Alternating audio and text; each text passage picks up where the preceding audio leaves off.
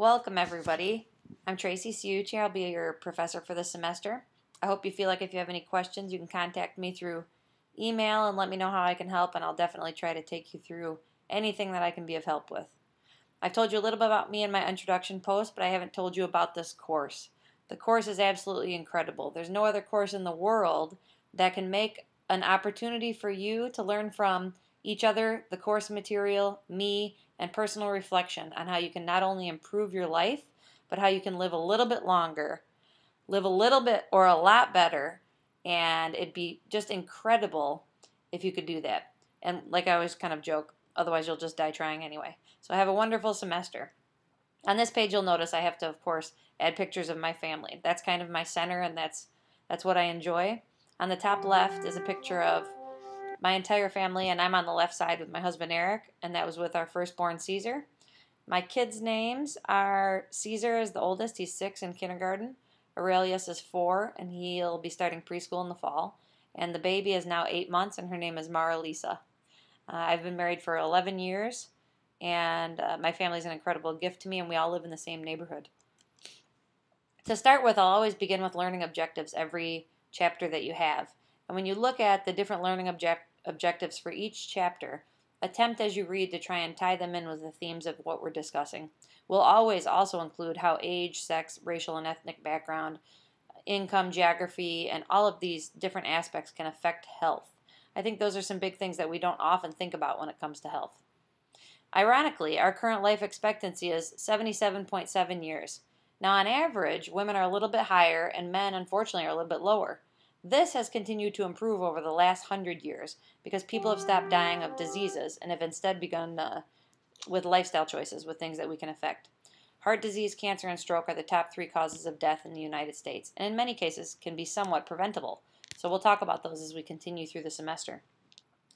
And as we look at what is health, many times we want to just say because we're physically healthy, we must be well. Instead, we look at all of these social, psychological, spiritual, intellectual, occupational, and environmental health.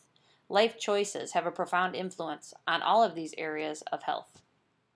There are multiple dimensions of health and wellness, like we just mentioned, and we'll begin with essentially taking wellness as the process of actively making choices to achieve your optimal health versus the concepts of things being associated with health. Everything we do in this class will be based on assessing yourself, taking that information, and saying, how can this make improvement for me? This is not your high school health class. This will take you on a tour of your personal health and what you can expect from your lifetime and how you can make the most of the health that you have. Most people fall somewhere between the middle of the illness-wellness continuum.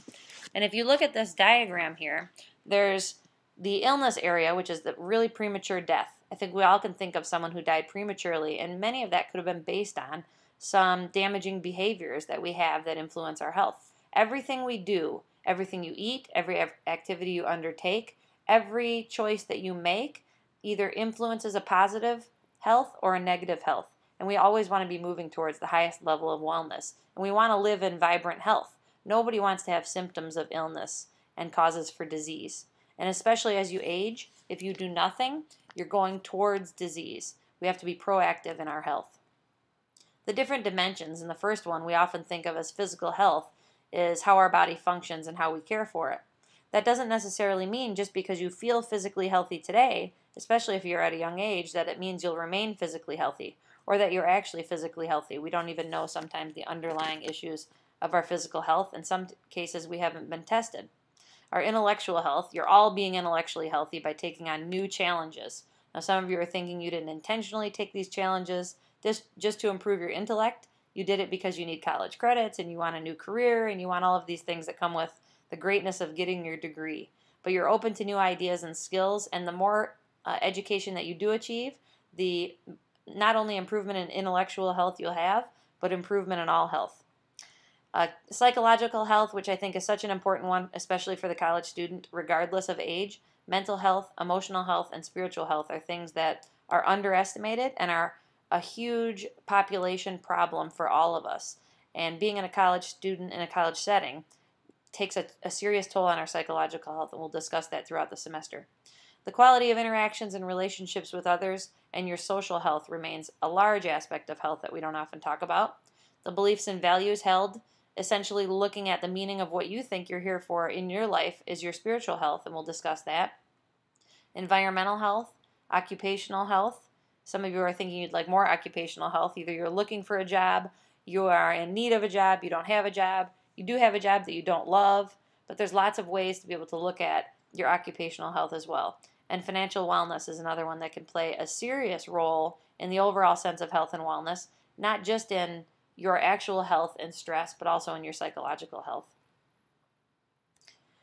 How healthy are we, people? Life expectancy is numbers of years we'd expect to live.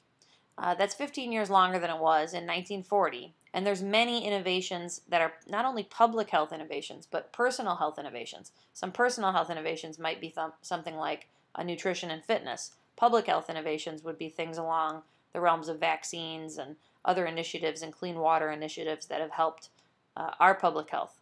All of those are reasons that we live longer, but when we look at the causes of death for all people of all ages, they're diseases. When we look at causes of death for people that are young people, 15 to 24, they tend to be accidents, assaults, homicides, suicides, and so on. So it changes significantly with age.